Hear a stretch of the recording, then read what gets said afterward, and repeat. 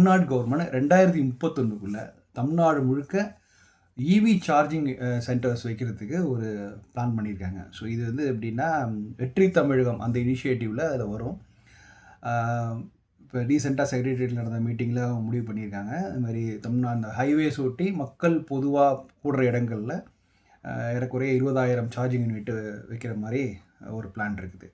So இது மட்டும் இல்லை, இதில் தவிர இவி யூஸ் பண்ணுறதுக்கு தனியாக சப்மீட்டர் வைக்கிறதுக்கு அதுக்கு ஏதாவது சப்சிடி கொடுக்கலாமா, ஸோ அதை பற்றின விஷயங்களும் பேசப்பட்டிருக்கு. ஸோ அதனால் ஒருவேளை ஒரு சப்சிடி கொடுக்குறாங்க, இல்லை தனியாக சப்மீட்டர் வச்சாங்க அப்படின்னா, நம்ம பெரிய காம்ப்ளெக்ஸு பெரிய இன்ஸ்டிடியூஷன்ஸில் அங்கெல்லாம் வந்து மக்கள் கூடுற பப்ளிக் பிளேசஸில் வந்து தனியாக வந்து இவி சார்ஜிங் யூனிட் இன்னும் வந்து சென்டர்ஸ் அதிகமாக வர்றதுக்கு, எப்படி வந்து முன்னாடி டெலிஃபோன் பூத் போல, ஸோ இது மாதிரி இவி சார்ஜிங் பூத்லாம் வரத்துக்கு நிறைய வாய்ப்புகள்லாம் இருக்குது. ஸோ இப்போ கரெக்டாக அவங்க பிளான் பண்ணியிருக்கிறது 20,000 சென்டர்ஸ் ஆக்சுவலாக. இதில் வந்து ஆல்ரெடி எவ்வளோ இருக்குது அப்படின்னு பார்த்தீங்கன்னா, ஆஃப்கோர்ஸ் நம்ம வந்து இவி வந்து அதிகமாக வருஷம் இவிக்கான வெஹிக்கிள்ஸ் ஜாஸ்தியாக வந்துட்டு தான் இருக்குது. இது நிறைய பேருக்கு என்னென்னா, ரொம்ப தூரம் ட்ராவல் பண்ணால் நடுவில் இவி ஸ்டேஷன் இருக்குமா அப்படிங்கிறதுக்காக நிறைய பேர் வந்து அதை யூஸ் பண்ணுறது யோசிக்கிறாங்க. ஸோ ஒரு மாதிரி எவ்வளோ ஒரு 20 கிலோமீட்டர்ஸ் 30 கிலோமீட்டர்ஸ்குள்ளே எங்கே போக முடியுமோ அங்கே மட்டும் தான் போகிற மாதிரியான இது நடந்துகிட்ருக்கு. இப்போ இன்றைக்கி எக்ஸிஸ்டிங் இப்போ 20,000 அவங்க டார்கெட் பண்ணுறாங்க. இன்றைக்கி எக்ஸிஸ்டிங் பார்த்தீங்கன்னா, எக்ஸிஸ்டிங் வந்து 1800 இவி சார்ஜிங் யூனிட் தமிழ்நாட்டில் சென்டர்ஸில் இருக்கிறதா ஒரு சர்வே இருக்குது. இந்த 1800 வந்து பார்த்திங்கன்னா மேஜரான சென்டர்ஸ் எல்லாமே சென்னை இன் அண்ட் அரௌண்டில் தான். அதை தாண்டி பார்த்திங்கன்னா கோயம்புத்தூர், மதுரை. கோயம்புத்தூரில் அரௌண்டு 18-12 இருக்குது. மதுரையில் ஒரு 12 இருக்குது. ஸோ இது வந்து ஓகே, தமிழ்நாடு கவர்மெண்ட் வந்து இந்த இனிஷியேட் எடுக்கிறாங்க. இதே மாதிரி பிஎம்இ டிரைவ்னு ஒரு ஸ்கீம் இருக்குது. ஸோ அந்த ஸ்கீம் சார்பாக சென்ட்ரல் கவர்மெண்ட் வந்து கிட்டத்தட்ட 498 சார்ஜிங் யூனிட்டை வந்து தமிழ்நாட்டுக்கு வந்து செட் பண்ணுறதுக்கான ஒரு சேங்ஷன் பண்ணியிருக்காங்க. ஸோ அது பார்த்திங்கன்னா நாகர்கோவில் டு திருச்சி சென்னை ஹைவே அதை ஒட்டி அங்கே வந்து வைக்கிறதுக்கான பர்மிஷன்ஸ் கொடுக்குது. எப்படி ஒரு பெட்ரோல் பங்க் இருக்குமோ அது போல் இது வந்து இவி சார்ஜிங் சென்டர்ஸ் வந்து வைக்கிறதுக்கு கவர்மெண்ட் வந்து சேங்ஷன் பண்ணியிருக்காங்க, சென்ட்ரல் கவர்மெண்ட்டு. இது தவிர தமிழ்நாடு கவர்மெண்ட்டுடைய 20,000. ஸோ அப்படி பார்த்திங்கன்னா ஒரு நெக்ஸ்ட் ஒரு 2-3 இயர்ஸில் வந்து இந்த 1,800ங்கிறது இன்க்ரீஸ் ஆகிறதுக்கு நிறைய வாய்ப்புகளாக இருக்குது.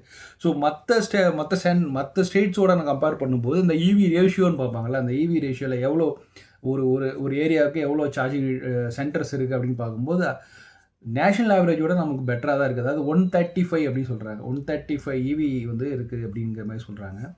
ஓகே, சரி, இப்போ நம்ம போகிறோம் எங்கேயாவது லாங் ட்ராவல் பண்ணும்போது எங்கெல்லாம் வந்து சார்ஜிங் யூனிட் இருக்குது அப்படிங்கிறத எப்படி கண்டுபிடிக்கிறது? இதுதான் அது. இதுக்கு வந்து தமிழ்நாடு கவர்மெண்ட் வந்து டிஎன்ஜிஇசிஎல் அப்படின்னு ஒரு ஆப் ஒன்று இருக்குது. தமிழ்நாடு கவர்மெண்ட்டுடைய official app. Tamil Nadu TN generation and distribution கார்ப்பரேஷனுடைய அதிகாரப்பூர்வ ஆப்பு. இதில் வந்து தமிழ்நாடு முழுக்க எங்கெல்லாம் வந்து சார்ஜிங் பாயிண்ட் இருக்குது அப்படிங்கிறத நீங்கள் பார்க்கலாம்.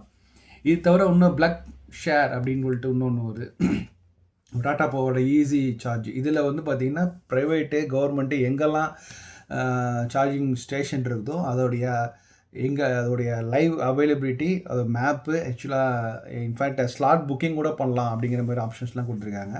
இது தவிர ஆஃப்கோர்ஸ் நம்மக்கிட்ட இருக்கவே இருக்குது கூகுள் மேப்பு. கூகுள் மேப்லேயும் நீங்கள் வந்து எவ்வளோ எங்கெங்கெல்லாம் சார்ஜிங் சென்டர் ஸ்டேஷன் இருக்குங்கிறத பார்க்கலாம். ஹெச்பி, பிபிசிஎல்லாம் இவங்கெல்லாம் வந்து அவங்க அந்த பெட்ரோல் பங்க்லேயே அதை கம்பைன் பண்ணுறாங்க கொண்டு வரதுக்கு. அதுமாரி பெரிய மால், பெரிய ஹோட்டலு, ஸ்டேஷன்ஸு, பஸ் ஸ்டாண்டு இதிலெல்லாம் வந்து அங்கே செட் பண்ணுறதுக்கு அங்கே எதாவது கனெக்ட் பண்ணி அங்கே இருந்ததுன்னா அது கூகுள் மேப்பில் கனெக்ட் பண்ணுறதுக்கான வேலைகளும் நடந்துகிட்டு இருக்குது. ஸோ ஓவராலாக பார்க்கும்போது சென்னையில் தான் நிறைய இவி ஸ்டேஷன் இருக்குது. முக்கியமாக சென்னையிலேருந்து போகிற Chennai to Bangalore, Chennai to Coimbatore, Chennai to Trichy அது போகிற மெயின் ஹைவேஸில் ஒட்டி தான் நிறைய இருக்குது. மால்ஸில் இருக்குது, பெட்ரோல் பங்க்ஸில் இருக்குது, இதெல்லாம் இருக்குது. ஸோ இப்போ என்னென்னா நிறைய சர்விங் ஸ்டேஷன் வந்தால் மட்டும்தான் நம்ம இவி வெஹிக்கிள்ஸ் எடுத்துகிட்டு அவ்வளோ தூரம் ட்ராவல் பண்ண முடியும். ஈஸிலி ரீச்சபிளாக இருக்கணும். எப்படி ஒரு பெட்ரோல் பங்க் இருக்கோ, ஸோ அதுபோல் இவி சார்ஜிங் சென்டரும் இருந்ததுன்னா ஈஸியாக இருக்கும். ஸோ உள்ளே போயிட்டு பார்க் பண்ணுறதுக்கு வசதிகள், ஸோ அதையும் பார்க்க வேண்டியிருக்குது. இப்போ எல்லா டோல்லையுமே அந்த ஃபெசிலிட்டிஸ் வச்சுருக்காங்க. எல்லாத்தையும் ஒரு மினி சூப்பர் மார்க்கெட் மாதிரி தான் இருக்குது. ஸோ அதனால் அதுபோல் ஒரு மோட்டல் கைண்ட் ஆஃப் திங்ஸ் அது மாதிரி நிறைய இன்னும் வர்றதுக்கு நிறைய வாய்ப்பு இருக்குது. ஸோ இப்போதைக்கு 1800, இன்னும் போக போக அதிகமாக வரும்னு தான் பார்க்குறாங்க.